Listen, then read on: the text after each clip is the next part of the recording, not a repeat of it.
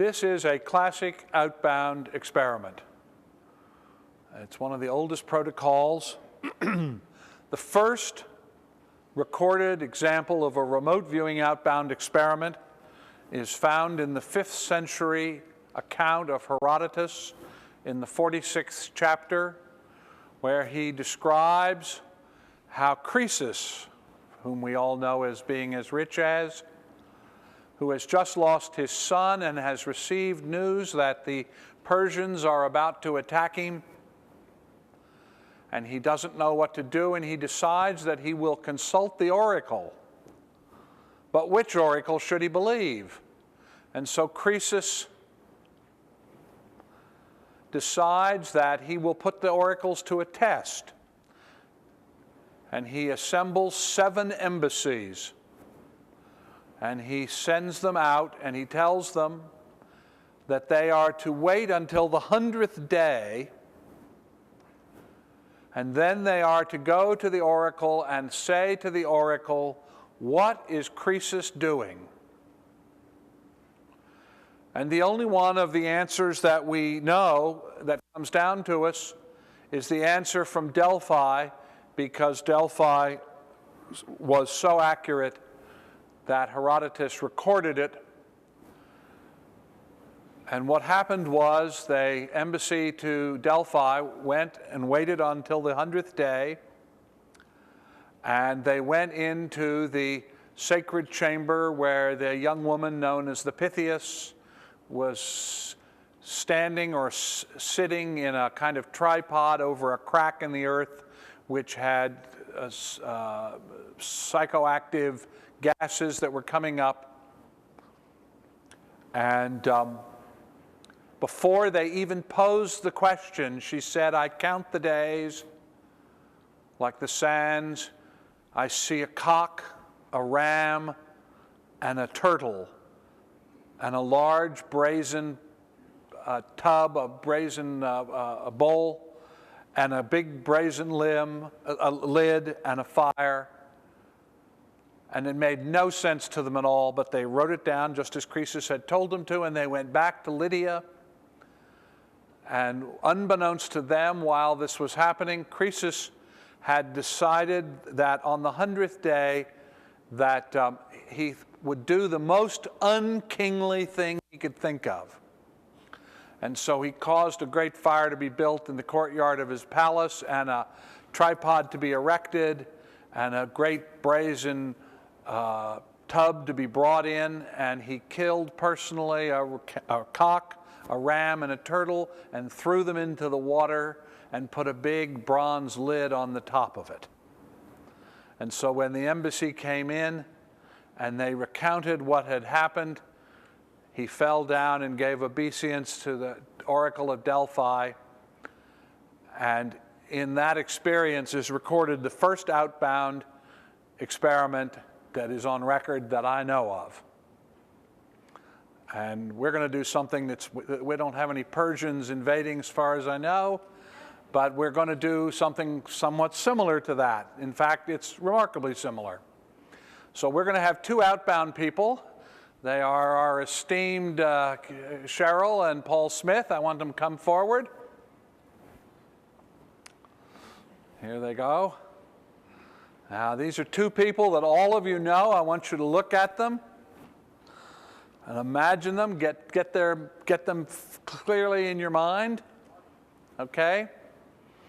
Now I want you all to go out. They're going to go someplace. I have no idea where it is. Paul has selected a target pool. There's the target pool. Okay, now we need, am I going to just pick one at random? Let's have somebody from the audience. Yes, let's have somebody come up. How about this lady right here? Yes, you. Okay, she's going to pick the target. I have no idea where any of these places are or what they are. Here's 3 targets, so you pick one that you like. Okay, there's our target. Just leave those there. So they're going to spend 15, it's a place within 15 minutes of where we now are. So they're going to go out to some place in Las Vegas that is within 15 minutes drive, Could be 1 minute, could be 14 and a half minutes. And they're going to spend 15 minutes at the site.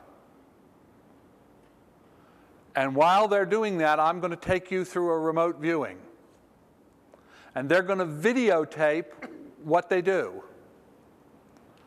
And then they're going to come back, and they're going to play the videotape, and you will be able to compare what you experienced with what you're going to see on the videotape and what they're going to recount, because I'll talk to them when they come back.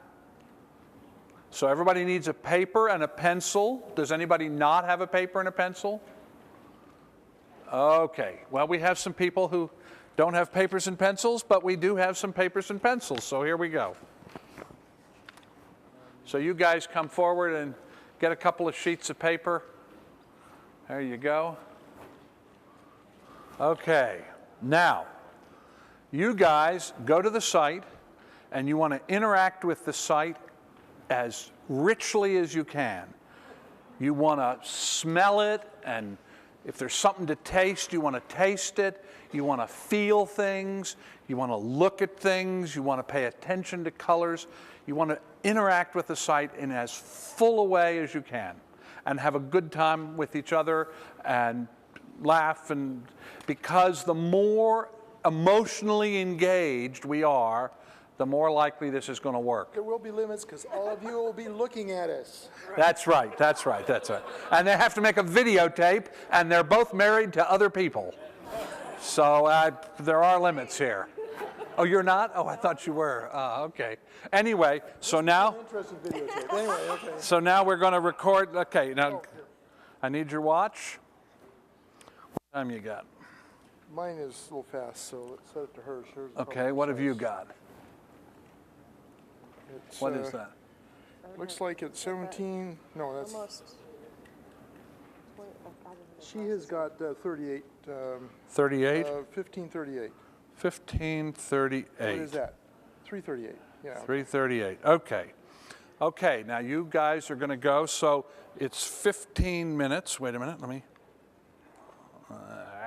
This doesn't work anymore. So much for synchronizing. Okay, so 1538, 5, 10, 15, 3. So at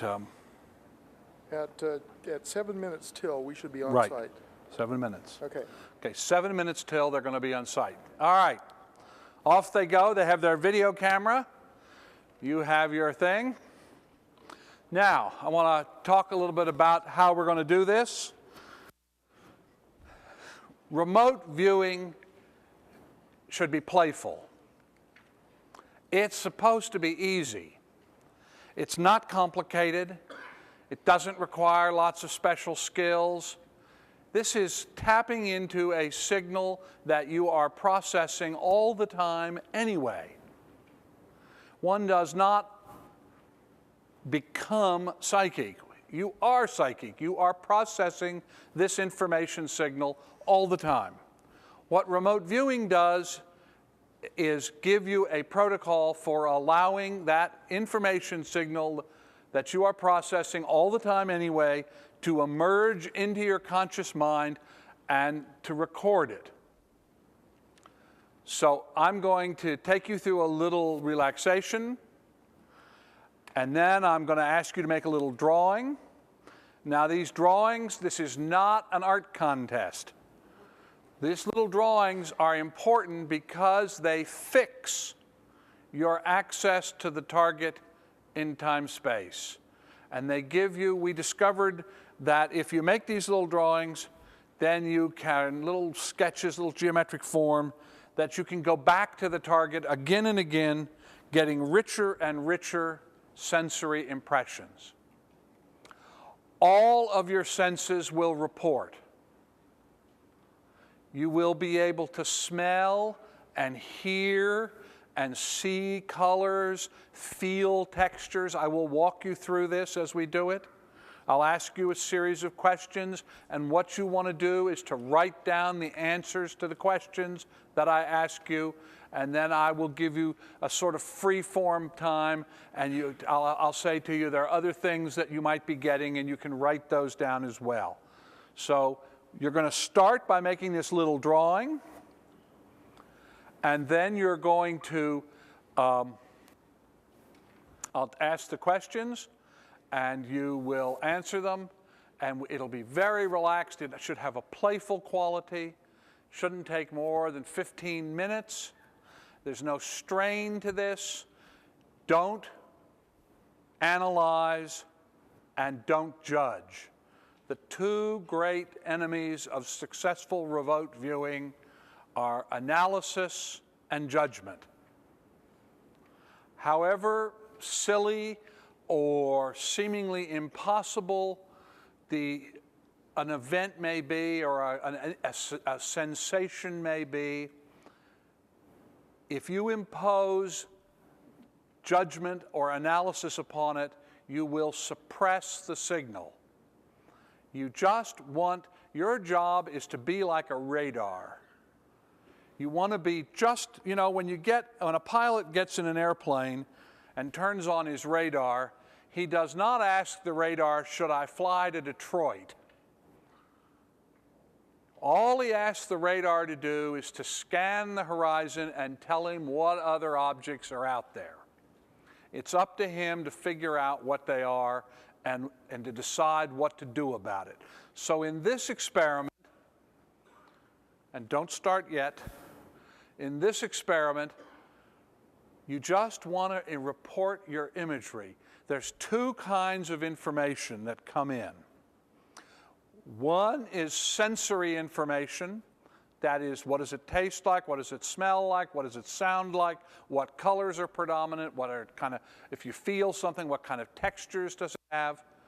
And the other is a kind of knowingness, which is not necessarily directly sensory, but it could be something like people are laughing and there's a sense of gaiety and happiness, or it feels somber and depressed here. And so you're going to get both categories of information. And you just want to write it down. Just however you may have done it in the past, whatever else, just in this one instance, indulge me, just write down the answers to the questions. We'll do this for 15 minutes, and then we'll stop, and we'll wait until they get back, and I'll answer any questions that I can, if anybody has any questions. And in fact, let me do that right now. Does anyone have a question? Is there anything that I am saying that is unclear or that needs to be elaborated upon? No? Everybody's got it? Yes, ma'am. What do you call this method that you're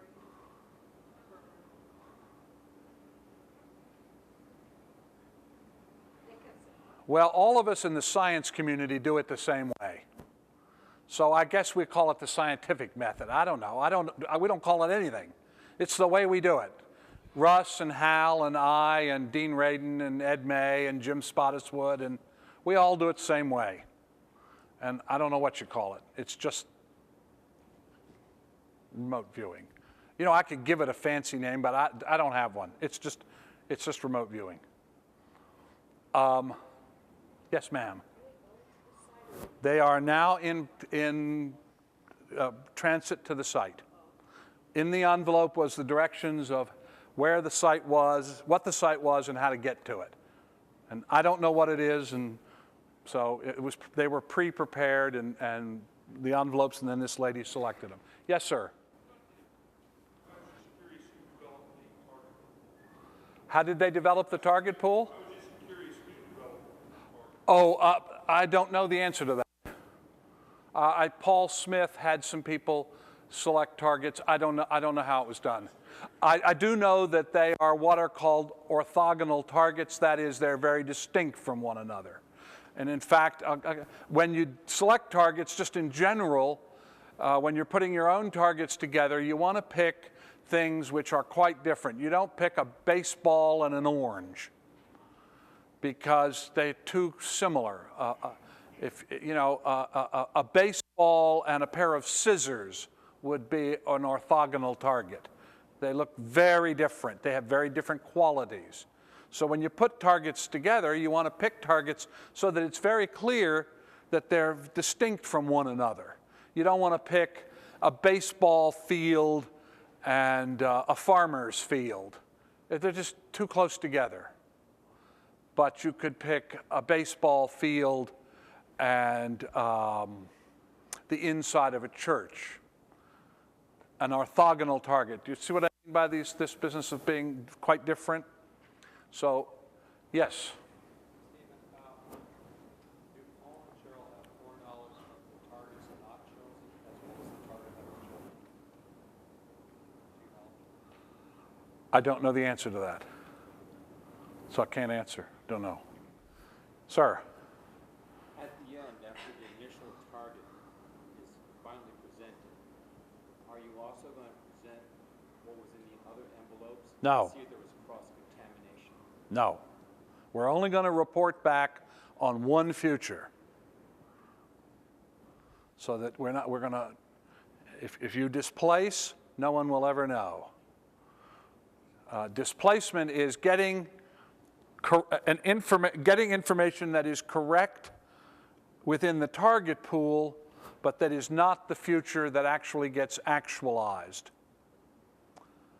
If I ask you to describe something and someone has previously set up that the targets are all the objects that are on this table, if you describe a stepladder, you're just wrong. But if you describe the microphone, and in fact the glass of water was picked, then you can be said to have displaced. That is, you went to a target that was within the potentialized, but not the target that became the actualized future. And there are reasons why this happened. I once did an experiment in which Elizabeth Targ, Russell's daughter, was the viewer, and the target that came up was a napkin holder. This was their objects. And she described in such great detail a pair of tortoiseshell glasses, which in fact I discovered as when we went to judge the experiment, were in the target set. And it was such a clear description. I mean, you couldn't have done better if you'd been holding them in your hand. I thought, I wonder why she displaced, because it was so clear. It turned out these were the glasses Russell had worn when she was a little girl. And so, of course, these glasses had a lot of meaning, because as a little girl, when she looked up at her daddy's face, this is what she saw. Anybody else? Yes, sir. Yeah. Just to clear up some possible murkiness, Oh, good. are we remote? There's several possibilities. We can remote view what's in the envelope. We can remote view what they're going to show us on tape, or we can remote view them actually in sight. There's some subtle differences between the three things. Yeah. This business of do you go to the target, do you go to the tape in the future, do you go where they are, this is definitely murky. And it's very hard to pin it down. We've tried some experiments. There's a little bit of work that's suggestive. My personal feeling is that you're going to go to the place that is most numinous. This business of numinosity and entropy, I think, are the two most important things in targets. Entropy is this business of these gradients of energy transformation that are going on in the targets. If I had my computer here, I could show you what some of those kinds of targets would be, but a clear one is, for instance, a tornado spout. And the other is numinosity, that is, it has some kind of psychic charge that has either been created by thousands of acts of individual intentioned awareness, that is, people go into that space and they have sacred experiences, and so it becomes sacred space, becomes highly numinous, Chartres Cathedral, for instance, or that it's a space where some violent event occurred or where some happy event occurred.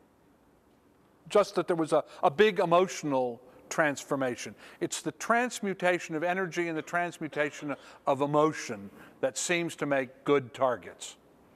And so my own feeling is that what most viewers do is that they go to the thing which is most numinous. This is not actually, if you think about it, it's kind of common sense. I mean, if you go upstairs and you walk down the corridor of the hotel, and you see rooms that are open and you can hear people talking, but one room is, the door is open and there's a party and there's laughter and there's people laughing and joking with each other and there's a band playing. I mean, which room are you going to be drawn to as you go down the hall? And I think it's very much the same thing, is that we create this energetic state, energy is not really the right word, but a subtle energetic state in which you are drawn to the thing which has the most energy. I was walking in Alexandria, Egypt once with George, and he said to me, "Oh, this street is driving me crazy." And I said, "Why?" And he said, "Oh, I keep hearing these children screaming. And we got to get off of here. We got to get out of here." And I thought, what in the world? There was nothing like that. I thought, what in the world is this? And I went, a while later, I was talking to a Polish archaeologist who was really the leading expert in Alexandria. And he said, oh, there was a children's prison there in the 2nd century, and they tortured children.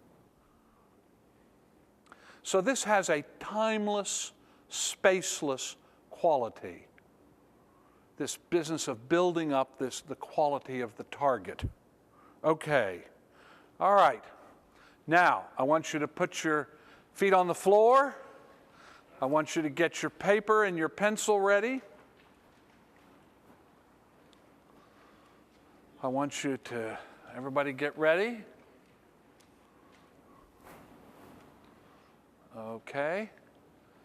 All right, I want you to close your eyes.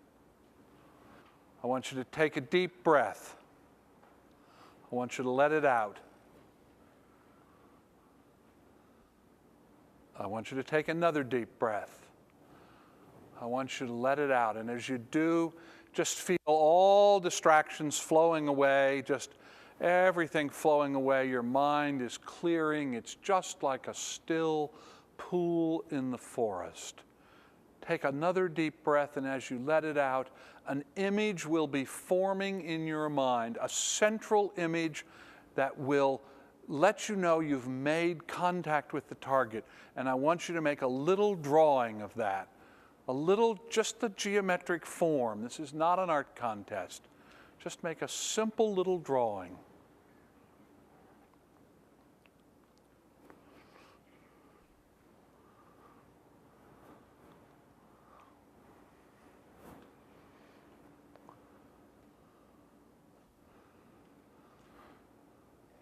All right, I want you to close your eyes for a second again, and I want you to look down at your feet in your mind. You're with Paul and Cheryl. You're at the site with them. You look down at the ground. What do you see? Write that down.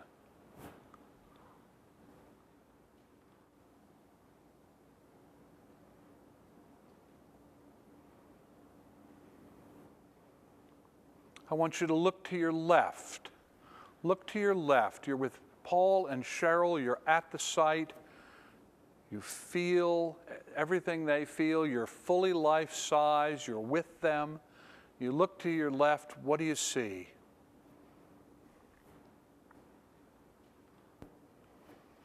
Just write the answers down. Don't think about them. The first thing that comes into your mind. Look to your right. What do you see when you look to your right? Turn your head, look to your right. What do you see?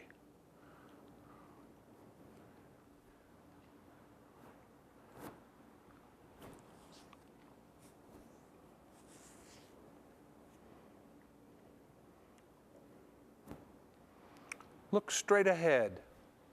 Look straight ahead. You're looking straight ahead. You're with them at the site. What do you see?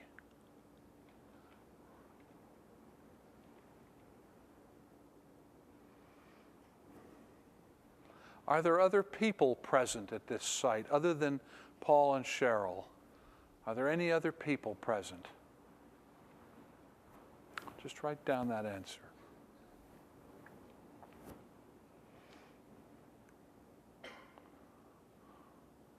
Are there any sounds at this site? Any sounds that you see, that you hear? And if so, what are they?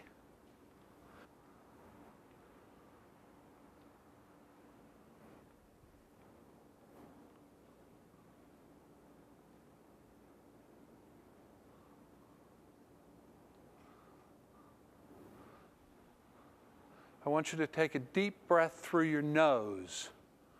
A deep breath through your nose, and I want you to notice if there are any smells at the site. Are there any smells at the site where they are?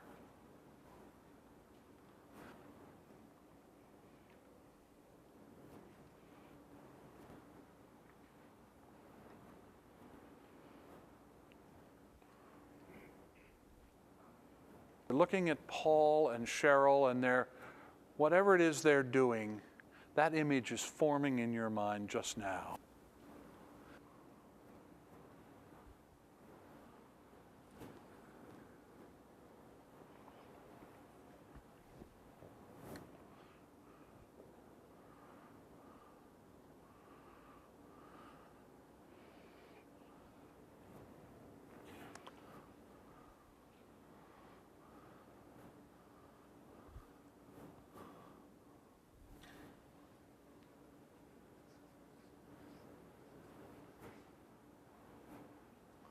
All right, I want you to look around the site. You're with Paul and Cheryl.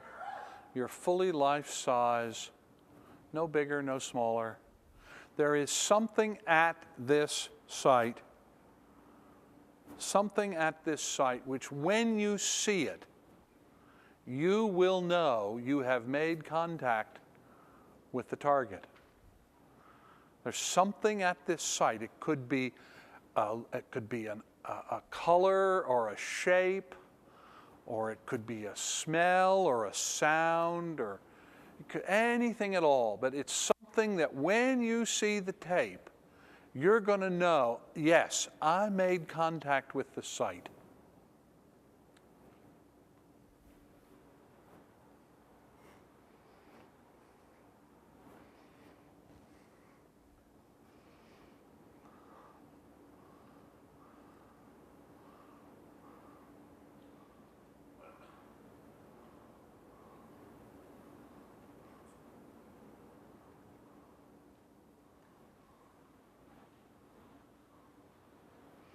Okay, look at Paul and Cheryl again. What are they doing? What are they doing now?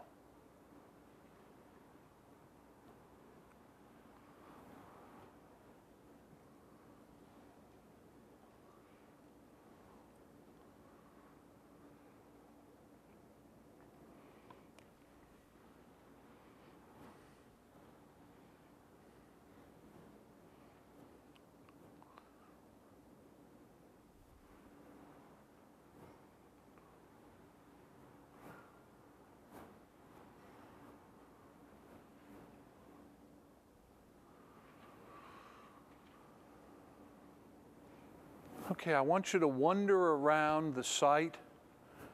I want you to wander around the site for the next few minutes, the next 20 seconds, and just look at the site, be aware of it with all your senses, record whatever sense impressions come into you.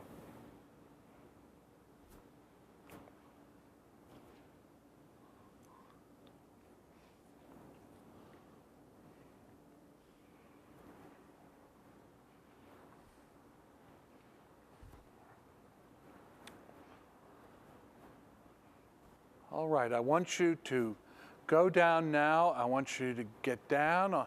Just imagine yourself on your hands and knees, and I want you to run your hand across whatever the surface you're standing on. Just run your hand across that surface. Is it hard? Is it soft? Is it smooth? Does it have a texture?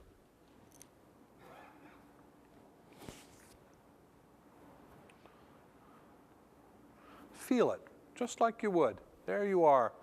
You're down on your knees and you run your hand across it, and what does it feel like?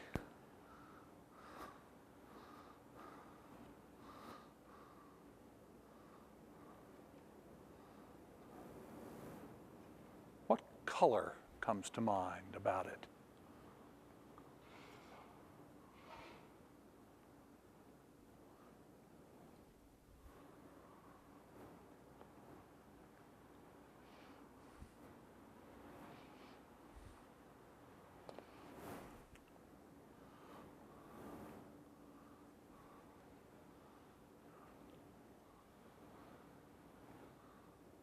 All right, I want you to stand up now, get up from the whatever it is you're standing or kneeling on, and I want you to look around this site. What is this site used for? Don't analyze. Just what imagery comes to you? What imagery comes to you about this site?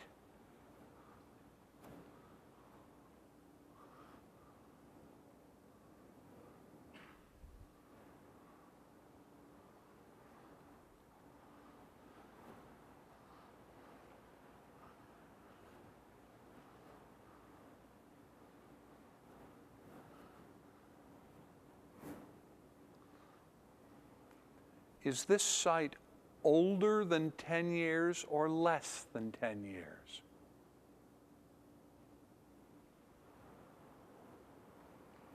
Is your sense of it that it is older than 10 years or less than 10 years?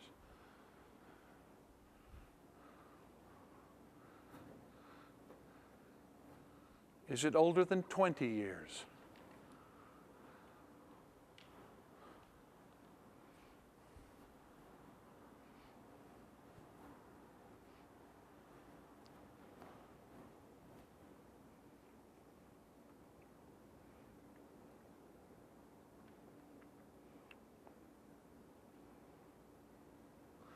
I want you to look at Paul and Cheryl now. Look at them. What is their mood?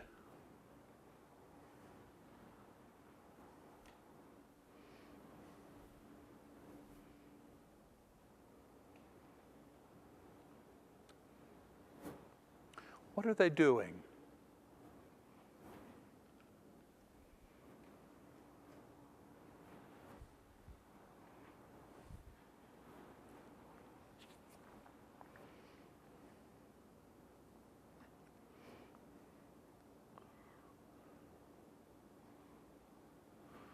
I want you to listen again. Listen very carefully. Do any sounds come to you at this site? Are there any sounds that come to you? And if so, what are they?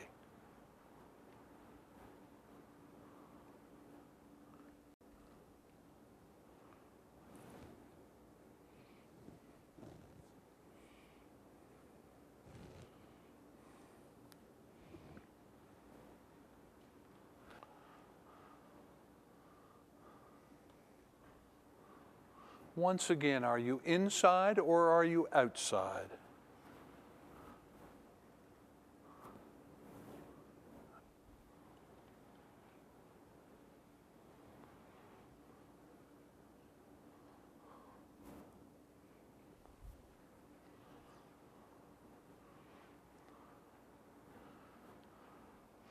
All right, there's something at this site I have not asked you about. There's something here, something that's at the site that I have not asked you about, but that when you see it, it will tell you that you have made contact with the target. That image is forming in your mind now. Make a little drawing of it.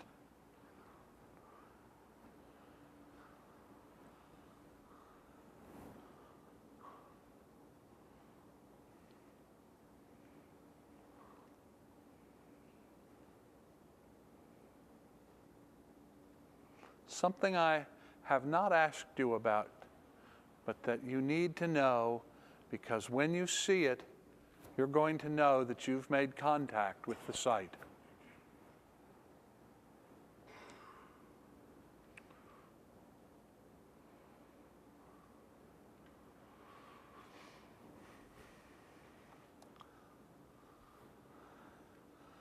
Okay, I want you to take a deep breath, put your feet on the floor again. I want you to take a deep breath, close your eyes.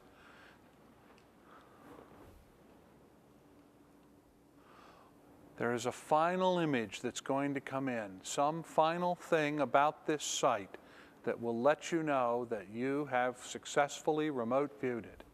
I'm going to count to 3, and when I get to 3, I will say target, and when I say target, it will come to you and you record it. 1, 2, 3, target. All right, let's wrap it up. Any final impressions, and then that's complete. Okay. All right. You have all just demonstrated that there is some aspect of you that exists outside of time and space, and that you have the capacity to tap into this information channel and get testable information which, to the satisfaction of your own intellect, will tell you that you've made contact with the target.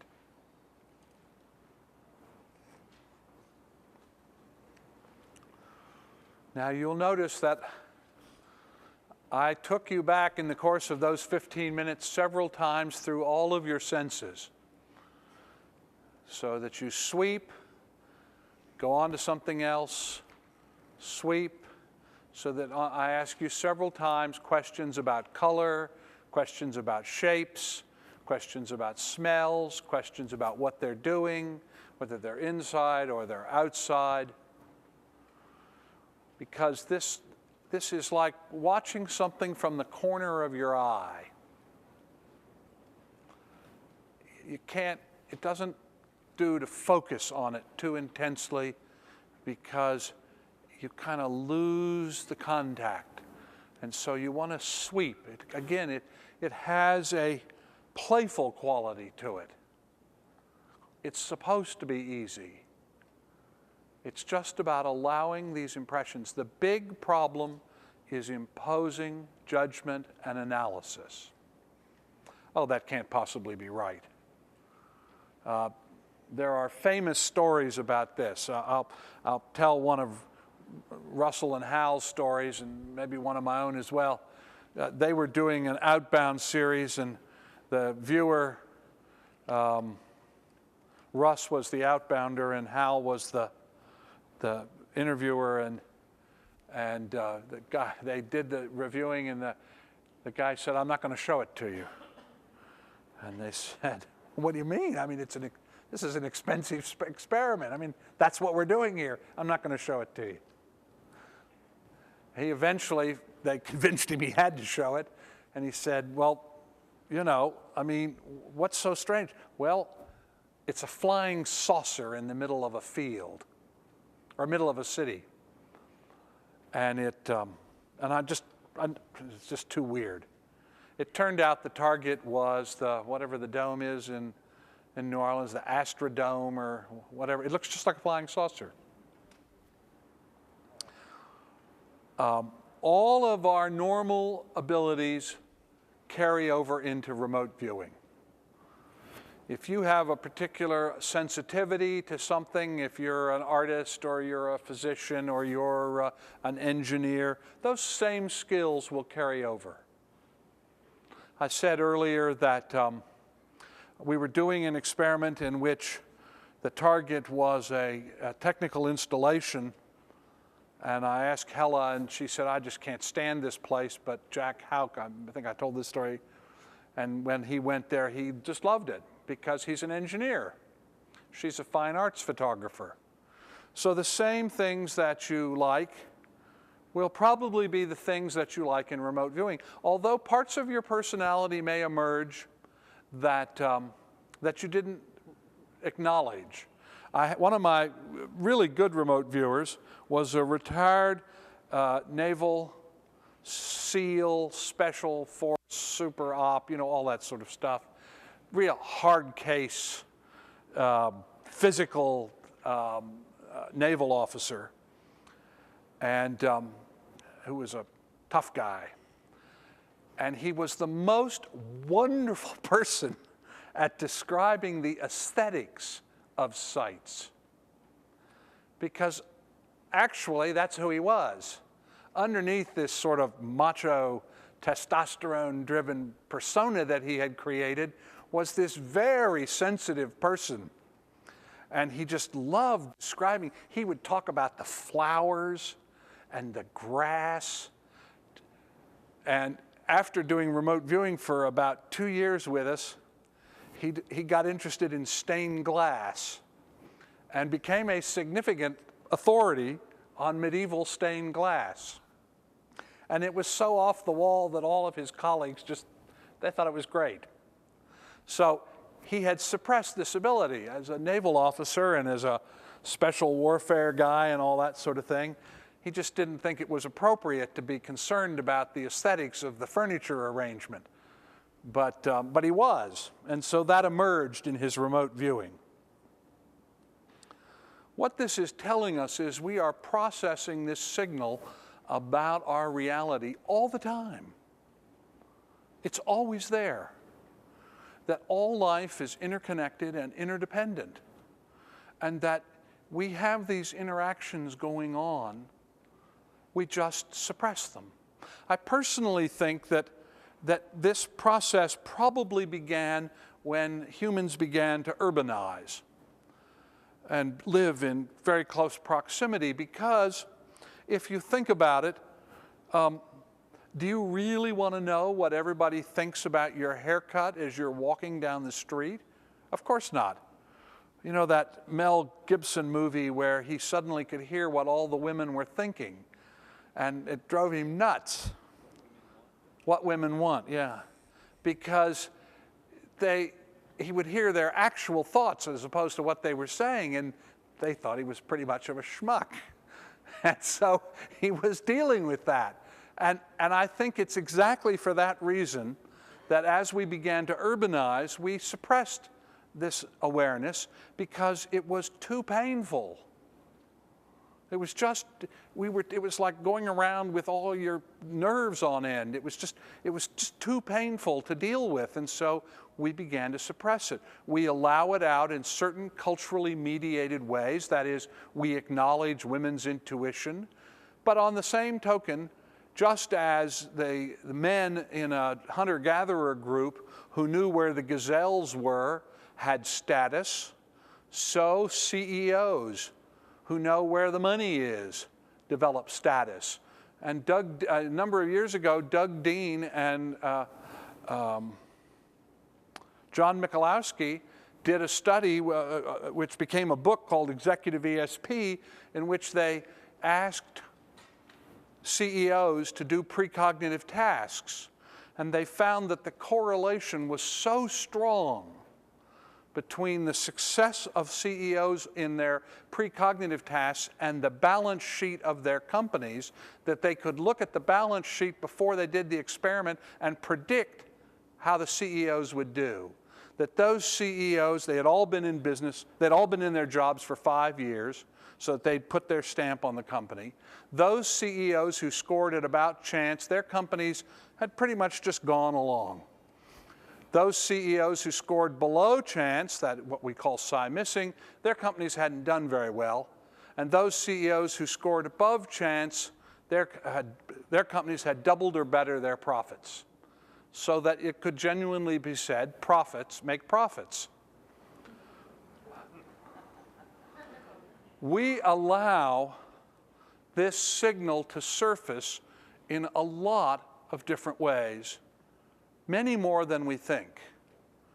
Even people who style themselves as skeptics acknowledge that the moment of genius that people like Mozart or Einstein or Da Vinci or Michelangelo have, that this is not just adding another brick on the wall. It is a leap into the unknown. And if you look at the words of these men and women to whom we accord the title creative genius, you find them over and over again describing the same kinds of experiences that remote viewers had. It was a holistic event. It suddenly came in. I made a little drawing. Remember the little drawing of the snake swallowing its tail, the Kulka's ring in a dream? Well, those same kind of little drawings you see in remote viewing all the time. And what's also interesting is that this is apparently the same kind of, this is the same kind of imagery that you see in the words of people who are religious ecstatics. When they describe their moments of epiphany, they use exactly the same language that geniuses use in their moment of genius, or that remote viewers do in doing remote viewings. What I think is going on is that this signal is always coming in, and that we modulate it, we give it context based on our expectations and intention. And so the reason I want to propose to you, and we're going to, that things like this little exercise in remote viewing are important, is not because of the remote viewing. I mean, that's sort of almost a parlor trick, but that it's getting you in touch with this aspect of yourself. And it can be used in all sorts of ways. The next time you're going to a party at a place that you have never been to, stop for a few minutes, pull over to the side of the road, and remote view the place. Who are you going to meet? What color is going to be predominant at the building that you're going to? Get a sense of this, the gestalt of what this experience is going to be like. And in doing this over and over again, you begin to allow this to emerge. I've talked to doctors who there's always one doctor who's the great diagnostician in his group. And when you talk to these guys and say, well, how did you see what everybody else didn't see? I mean, you all had the same lab results, same blood work, all that sort of stuff. They just say, well, you know, I just had a feeling about that. And so what we're doing with remote viewing, and the reason it's important, is that it allows us to train ourselves to utilize this aspect of ourselves. It gives us a sense of who we are, and it empowers us to begin to explore aspects of ourselves which have been heretofore repressed. That's why it's important. Not that the CIA used it, or that the Army used it, or that I used it in archaeology, or any of that kind of, I mean, that's all wonderful stuff, but that's not what's important about it. It's not important about winning horse races or being able to describe where people go and hide. That's not important. What's important is that it is allowing you to open yourself to a part of yourself. That's what makes a difference about this. That's why it has transformed itself from a laboratory protocol to a social movement. I look out at this audience, and what strikes me particularly about it, and what is so distinctive compared to almost all other consciousness conferences, is how many men are here. I mean, I'm sure every woman here who's been to conferences will say most of the conferences they go to are filled with nothing but women. Are they good looking? Well, yes, many of them are good looking. I've met dozens of wonderful women this way, including my wife, my beloved wife. So, but my point is that that's a very interesting sociological observation. Why is it that there are so many men? The reason is that remote viewing gives us permission through our intellects to have the experience.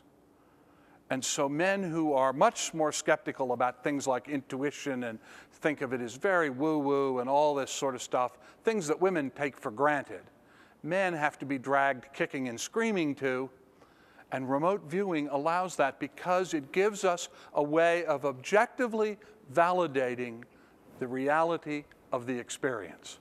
Well, remote viewing is also taught by military men, which makes it okay.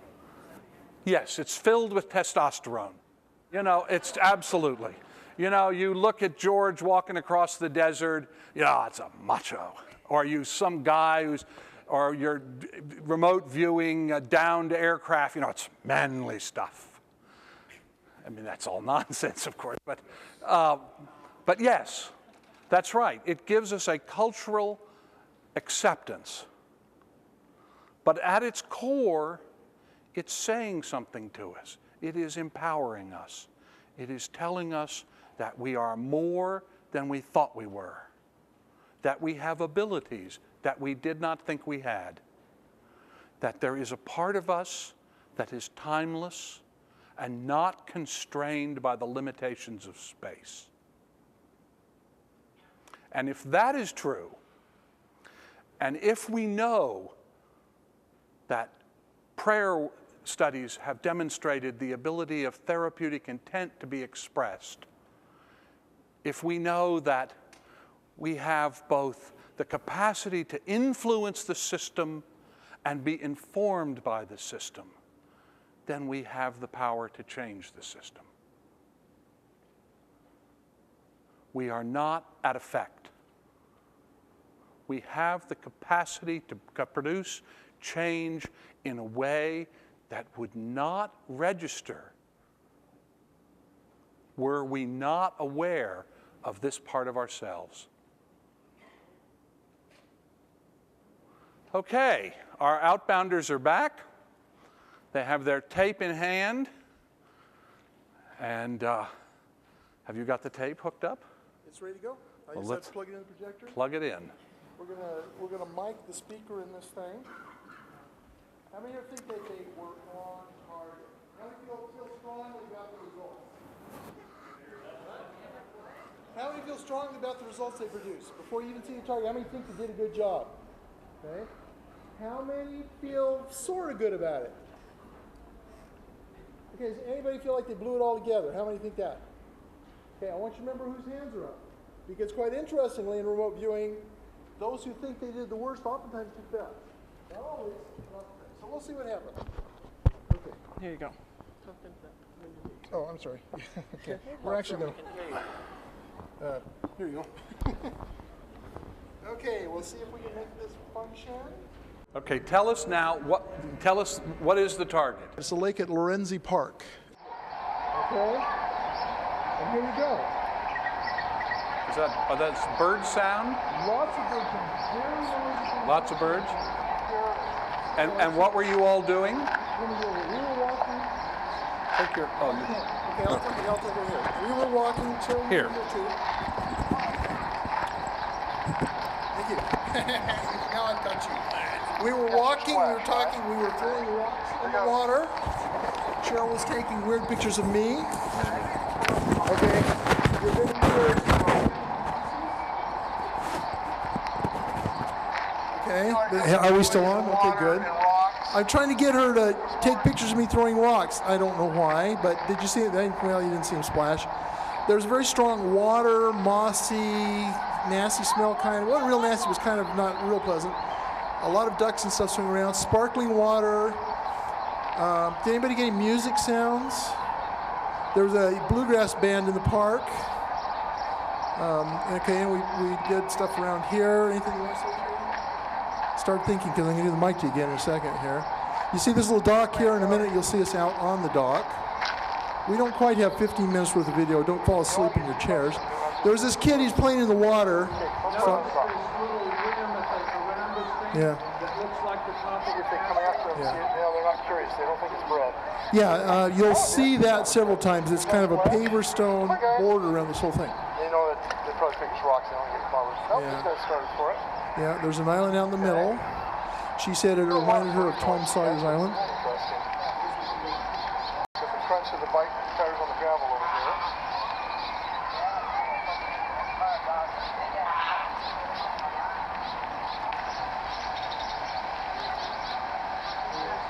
Here we're on the dock. So is that what you're going to try here?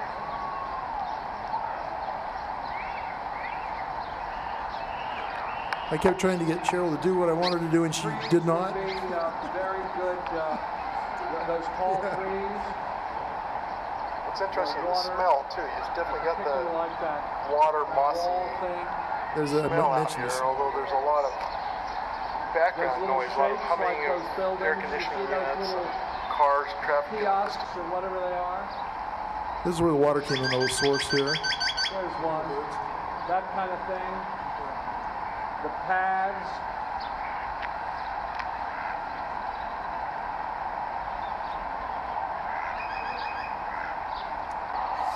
Sorry. Backpacks.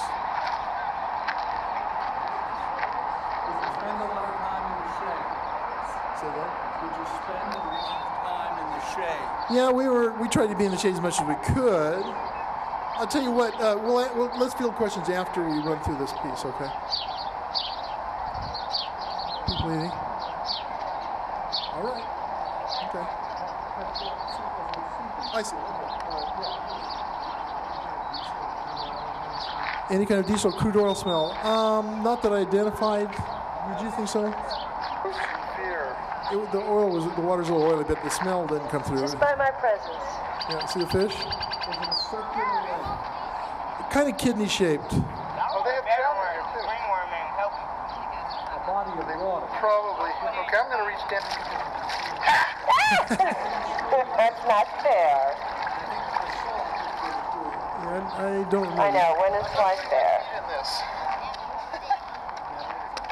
Yeah, that is metal. It's for launching boats, yeah. All right, now pay close attention. I think this is more exciting as it goes on. Hold on a second. Yeah, about 2 million of them. Bill, Airplane sound. is there a what? Should I feedback on that? Can you tell me again what kind Yes. of fish you catch out here? Catch catfish. Thank you very much. Just Did focus you on guys hear that? Well, I guess Bill counts too. We asked him what he was fishing for, and he said catfish. Okay, that's just Okay, for so people who went astray. that'll have meaning to some of you. Neighboring So stuff. there's children playing, Yeah. there's swings and slides and all that park ground apparatus. We're done. Oh. Okay. How many people? Yes. Is what? Were there boats in the parking lot? Were you in a parking lot for a part? Well, we had to park first, and then, Yeah. then walk over here. No, we were in a little silver car.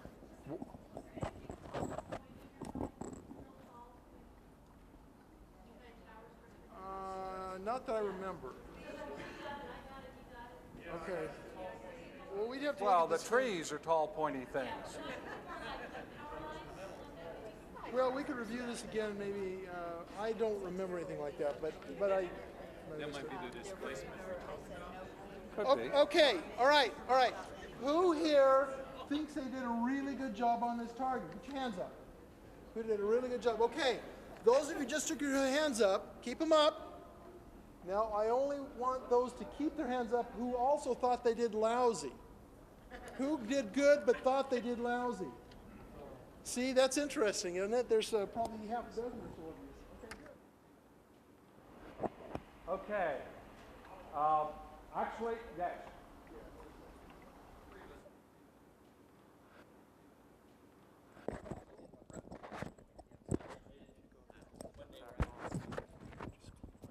Okay, well. Okay. You were in anticipation, and yeah, well, it's possible. Yeah. If somebody buys this tape of this segment of the seminar, Yeah. okay, and they go along with it as you're saying it, would they have the same result even though it wasn't occurring to them? Oh, yeah. So they could use this same session if they hadn't been here? Yeah, if they had the feedback. Well, wouldn't that be on the tape? Oh, that I don't know. I don't know how the tape's being done, so I can't. We'll find out for you. I don't know the answer to the question. Sir? I had a unique experience of just thinking I was like in my memory and everything, just about everything I thought that I was getting wasn't really what I got, but I got just about all the shapes of everything. Mm-hmm. And I'm just like blown away. I mean, I would have thought I was like in Disneyland somewhere in the outback, and here it is, but I got a lot of the shapes in their positions. Yes, I can see looking at it. Yeah, I mean, it was You made contact. Yes, sir. This is a question of interpretation analysis. Okay, let's say you got the impressions of a fish tank or an aquarium, all right, but it's a lake of fish. Is that a hit or that's subjective? Well, if I were judging it against the other targets, if I were the independent judge, if the other targets were a mine shaft in the side of a mountain in the desert and something else, the fact that you had water and fish, yes, that might be, that might push me over. Yes? Oh, anybody else? Yes? Ah, yes. How old is that park? It was there when I was a kid. So it's older than 20 years. All right. I actually would like to collect from you your remote viewings, and because we'd like to put some of these in aperture. How many people now feel that they really made contact? Not that you don't have to do great. How many people feel that they made contact with the target? Okay, that's good. That's good. That's a high percentage. Okay, I've got to figure out how to do this. If you want to keep your session, you don't want to pass on the stuff you've got here. If you're in the hotel, you got free photocopying privileges. You just go up to the front desk, say, I want to copy this. Give us the cleanest, the clearest copy of them with your name and address on the back. If you don't care about taking chances on us mailing it back to you, just hand the original to us also with your name and address on the back or something like that, so that we know who did what and all that kind of stuff. Because we'd like to, first of all, if there's some really good ones, we'd like to show them in the aperture. Second of all, if I get a chance tonight, I might scan some of them in and show everybody, some of the results tomorrow. I'm at my parents' house and they have a scanner if I can figure out how to make it work. I can't promise you because I'm not sure I know how to make it work, but anyway. Okay, so it is the lake. I don't think it has more of a name than that. It's the lake at Lorenzi Park. Lorenzi, L-O-R-E-N-Z-I. Okay. Okay. Well, you all have now demonstrated your ability to move outside of the limitations of time-space. And I hope you enjoyed it, and I certainly did. Thank you.